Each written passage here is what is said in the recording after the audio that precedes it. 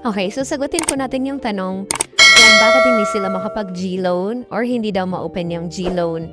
So sa GCash nyo, click nyo po yung borrow and then click nyo po yung GLoan.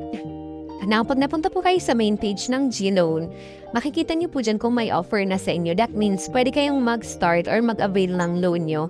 Pero, depende pa rin po sa kanila kung ma-approve yan. Pero, normally naman po, pag may offer na-approve naman po nila. Pero, pag nakalagay po dyan sa page, after nyong i-click yung GLoan is unlock your GLoan, that means po na hindi pa po kayo eligible para po mag-avail ng GLoan. And, si GCash lang po yung may discretion para po offer sa inyo ng GLoan.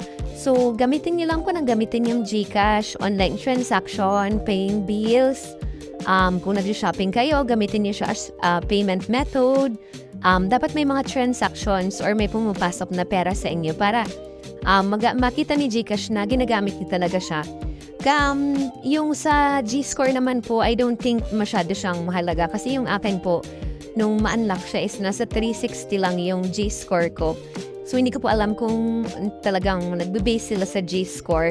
Pero yun, gamitin yung GCash para po maka-avail kayo ng GLoan once na ma-check ni GCash na nagagamit niya talaga siya. So, yan.